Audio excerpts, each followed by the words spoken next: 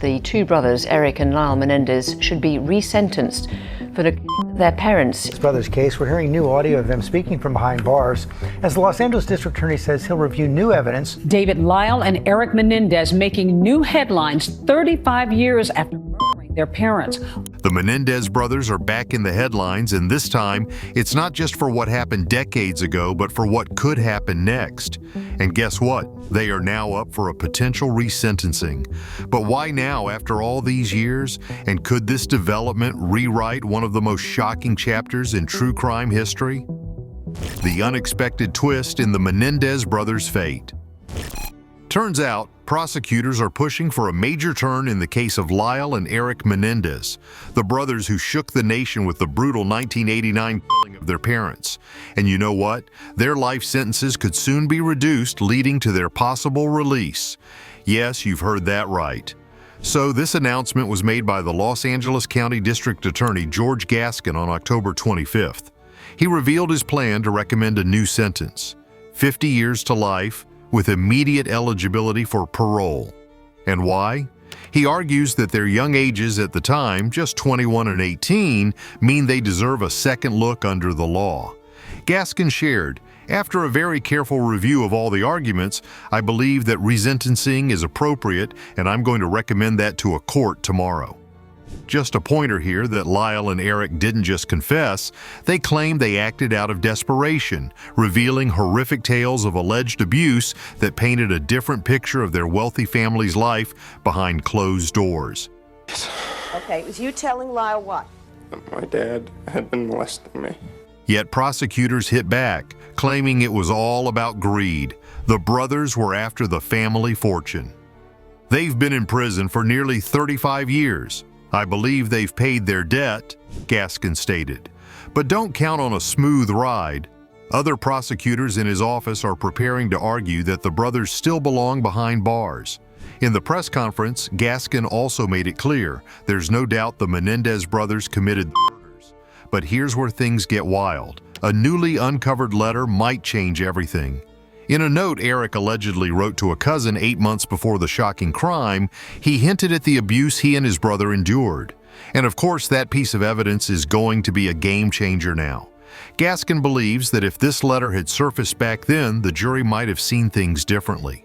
Instead of cold-blooded killers, they could have seen two young men pushed to the edge, possibly landing them a manslaughter charge instead of. I do believe the brothers were subjected to a tremendous amount of dysfunction in the home and molestation, Gascon shared, adding a new layer of empathy to the case. And here's a hard truth. Gascon highlighted how society often struggles to believe victims of abuse, whether male or female, leading to some serious injustices. Could this be a reckoning for the Menendez brothers, or just another twist in their tragic tale? The courtroom's next move will reveal all. Because I think that often, for cultural reasons, we don't believe victims of sexual assault. Without a doubt, the emotions ran high at the press conference as multiple family members showed their support. The brothers' cousins, Karen Anderson Vandermolen and Anna Maria Baralt, called this announcement brave and a day of hope for the family. Baralt took a deep breath before saying, "The DA's decision reflects the truth that has been hidden for so long." And here's the real news to watch for. District Attorney Gascon is pushing for a hearing in the next 30 to 45 days. So could this step be the long-awaited path to justice and healing? For many in the Menendez family, this resentencing brings hope. A chance for Lyle and Eric to finally start mending from their dark past. Supporters believe that today's understanding of trauma and abuse could have changed the entire outcome of their trial, leading to a different sentence than life behind bars. But not everyone is on board. Some family members, including lawyers for Kitty Menendez's brother, Milton Anderson, are firm in their stance. In a hard-hitting statement, they argued the punishment fits the crime, pointing to the brothers' brutal actions. They shot their mother, Kitty, reloading to ensure her death, they stated, reinforcing their belief that the original sentence was justified. With a family divided and the stakes higher than ever, the court's next move could rewrite history. Wondering why everyone's suddenly talking about the Menendez case again? It all comes down to Netflix's latest sensation, Monsters, the Lyle and Eric Menendez story. This fictionalized drama, created by the producer of the Dahmer series, Ryan Murphy, shot to the top of the streaming charts almost overnight, bringing new eyes and fresh debates to the infamous 1989 case. With an all-star cast including Javier Bardem, Chloe Sevigny, Nicholas Alexander Chavez, and Cooper Koch, the series dives into the Menendez brothers' lives, exploring what might have driven them to commit the unthinkable. But not everyone's happy with Netflix's portrayal. Eric Menendez himself slammed the series, calling it disheartening slander in a statement shared on X by his wife, Tammy. Still, no one can deny that the drama's popularity has actually created a wave of support for Eric and Lyle, with TikTok and social media movements rallying around the brothers and calling for their release. Petitions are even circulating, urging authorities to reconsider their sentences. While Eric Menendez is grateful for the wave of support, he's got a few serious concerns. Despite being touched by the messages flooding in, he's worried about some of the TikTok videos popping up. "I've heard about a lot of the videos," Eric shared, adding, "I'm sure there are very serious TikTok videos, but then I also know there are ones that are not." His biggest fear? That people might downplay the gravity of his actions, losing sight of the reality of his crime. And just as the buzz started to grow, Netflix dropped a fresh documentary, The Menendez Brothers, packed with present-day interviews with both Lyle and Eric, straight from behind bars. Monsters, the Lyle and Eric Menendez story. The true crime adaptation is based on the high-profile 1989 crime. While Eric battles with public perceptions and TikTok trends, let's rewind to where it all began. To a family chasing the American dream with an intensity few could match, Jose and Kitty's American dream. The Menendez family looked like they were living the ultimate American dream. By 1980s standards, they were picture perfect.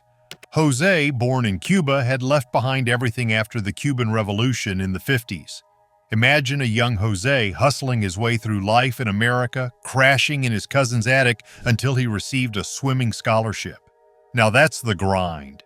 And then in college, he meets Mary Louise Anderson, Kitty, the dazzling beauty queen who was a couple of years older and absolutely stunning. It was practically a Hollywood love story. The two got hitched in the early 60s, made their way to New York City, and Jose went all in, earning his accounting degree from Queens College and eventually rising to be a top exec in the entertainment world. By the 80s, Jose was climbing even higher, leading big deals at RCA Records and signing major names like Duran Duran, the Eurythmics, and even Menudo. When success came knocking again, the Menendez family, now with sons Lyle and Eric, left their Princeton, New Jersey life behind and headed for Los Angeles, where Jose was about to make moves in the movie biz. Their new mansion? Just a spot on one of Beverly Hills' most elite blocks, once home to legends like Michael Jackson and Elton John. But behind those glamorous doors, not everything was as perfect as it seemed. From the outside, Lyle and Eric Menendez looked like they were living every parent's dream in Reagan's America. Lyle was the poster child of success, an all-star tennis player with business smarts, following right in the footsteps of his father, whom he practically idolized. Then there was Eric, who took tennis to another level with his father's relentless push. He wasn't just good, he was a national contender. But here's where things get intense. Was all this success just an illusion? You're about to find out. Jose was no regular man. He was a force. Driven and demanding, he made sure his sons knew there was only one option: excel at all costs. Friends and coaches saw it too. As Eric's former swim coach put it, Jose's extreme drive was backfiring, crushing Eric's confidence instead of building it up. Nothing the boys did was ever enough for him, and the impact was starting to show. Then came California. A fresh start? Not quite. Eric went full throttle into teenage rebellion, joining a series of burglaries in 1988, and court stepped in, sparing him jail but sending him to therapy sessions with Dr. Jerome Oziel. And Lyle?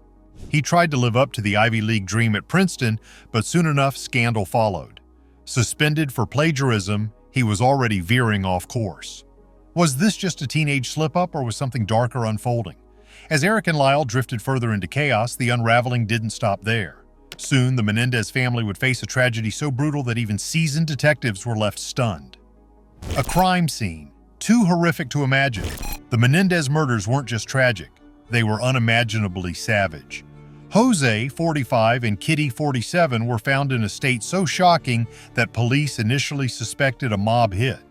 The brutality was on such a scale that detectives first focused on business rivals, even a figure from the adult industry who had a major grudge against Jose. Everyone was wondering, could these deaths have been revenge, or was something more personal in play? That night, Lyle and Eric told police they'd gone out to see a movie but needed to make a quick stop to grab Eric's ID. Were you with your brother all the time? They claimed it was then, upon returning, that they stumbled onto the horrific scene of their parents' deaths and made the frantic 911 call. When officers arrived, they found 18-year-old Eric in tears, visibly shaken on the front lawn. But things didn't add up in the months that followed. Rather than grieving sons, the Menendez brothers seemed more like carefree winners of a massive jackpot. Jose had left behind an estate worth $14 million, and within just 6 months, the brothers had already spent about $700,000. Just days after the murders, 21-year-old Lyle and his younger brother Eric seemed to be spending as if there were no tomorrow. Lyle splurged on a Rolex, a sleek Porsche, and designer wardrobes, and even bought himself a restaurant back in Princeton. Meanwhile, Eric, the more practical one, opted for a Jeep Wrangler and dropped $50,000 on a personal tennis coach. He even tossed $40,000 into a rock concert idea that never saw the light of day. The brothers went on lavish vacations, convinced there was even more coming, thanks to a $5 million life insurance policy on their father. My life had crumbled. It felt like something that I read in a book. But as it turned out, they weren't exactly cashing in on that just yet. Was this carefree spending a way to forget, or was there more to their grief than met the eye? Dr. Jerome Oziel, Eric's former therapist, reached out, and soon enough, Eric found himself back on the couch, spilling more than anyone expected. In a confession that could shake even the toughest, Eric admitted to the unthinkable. He and Lyle had killed their parents. But here's the twist. Oziel wasn't keeping this to himself. He shared this chilling revelation with Judalon Smith, his secret lover, who would go on to play a pivotal role in exposing the brothers.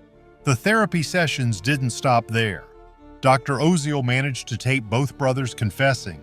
Eric shockingly mentioned they'd done it to put their mother out of her misery, and Lyle confirmed they were in it together. With tapes in hand, was this finally the end of their lavish spree, or just the beginning of an even darker chapter? Coming to Smith and Dr. Oziel, they had more than a few issues in their secret relationship. It was rocky, to say the least. Smith claimed Oziel was controlling and even abusive, and things took a dark turn when she alleged he physically attacked her. Fueled by anger and fear, Smith took her story straight to the Beverly police, telling them everything, including the fact that she held an audio tape of the Menendez brothers' chilling confession. Soon after, Lyle's world came crashing down. He was arrested on March 8, 1990. Eric, on the other hand, was halfway around the world in Israel for a tennis tournament. When he heard the news, he quickly returned, flying from Miami to Los Angeles, where he turned himself in to the police on March 11th. For the next 2 years, a legal battle raged as prosecutors and defense attorneys clashed over whether the tapes could be used in court. It was a back-and-forth game of lawsuits and appeals, each side determined to win. Finally, the California Supreme Court ruled that 2 of the 3 tapes were admissible, including one holding Lyle's confession. With the stage set for a high-stakes showdown, the drama only intensified as America prepared to witness one of the most sensational trials in history. Sensational trials that had America hooked. When the Menendez trials kicked off in 1993, the whole country tuned in, captivated by the ultimate real-life drama. The courtroom wasn't just for lawyers and witnesses, it became a stage. And thanks to the new Court TV, the entire legal battle was broadcast like a high-stakes sporting event. Day in and day out, the network covered every twist and turn, transforming a case into a national obsession. This case had it all. A wealthy family ripped apart by scandal, 2 enigmatic brothers at the center of it all, that sent shockwaves through the nation, and layers of psychological drama straight out of a soap opera. Could you blame anyone for getting hooked? Steve Brill, the mastermind behind Court TV, later told Rolling Stone that the Menendez case was a game changer. It showed that even without a celebrity, if the drama is intense enough, people will watch. And watch they did. This was the trial that proved people couldn't get enough of real-life courtroom suspense. Little did they know, this was just the beginning of America's obsession with televised trials. In the courtroom, the prosecutors painted a chilling picture. They argued that Lyle and Eric Menendez committed murder to cash in on their inheritance. But the brothers had a different story, a dark, disturbing claim that stunned the nation. Lyle and Eric alleged that this wasn't about money, it was survival. They said their father, Jose, was far more than a high-expectations dad with a harsh demeanor. Jose, they claimed, had tormented them for years, crossing lines no parent ever should. Could these allegations be true, or were they simply a desperate defense tactic? As for the prosecutor, they weren't buying any of it. They claimed that it was a fabricated narrative and even went as far as saying that men can't be raped. However, the brothers continued heart-wrenching testimonies. Eric's lawyer, Leslie Abramson, who quickly became a courtroom sensation, argued alongside Lyle's lawyer, Gerald Chaliff, that the boys were driven to a breaking point after years of living in a nightmare. Lyle described confrontations with his father, recounting a heated moment when he confronted Jose about his treatment of Eric. His father's response, he claimed, felt like a direct threat to their lives. The defense didn't hold back either, shedding light on the darker side of their mother, Kitty. They portrayed her as a broken woman who had turned to alcohol and drugs, devastated by Jose's constant infidelities. It was a complex story that blurred the lines between victim and villain, leaving the jury and the entire country wondering, was this truly self-defense or a calculated move for freedom and fortune? The first Menendez trials were a spectacle, lasting 6 intense months, only to end with both jury deadlocked. They couldn't agree on whether Lyle and Eric were calculating murders or sons acting out of pure fear. But the story wasn't over. No sooner had the first trials ended than it was announced that the brothers would be tried again, this time together. The second trial in 1995 was a different scene altogether. Judge Stanley Weisberg, determined to keep the courtroom under control, banned TV cameras from capturing the drama. He also dealt a major blow to the defense, ruling there wasn't enough evidence to support the abuse allegations against Jose. This decision stripped the brothers of their central argument, that they had acted out of terror. Years later, the controversy deepened. A cousin revealed in an ABC News interview that she believed Lyle's abuse claims, recalling how he'd confided in her as a child.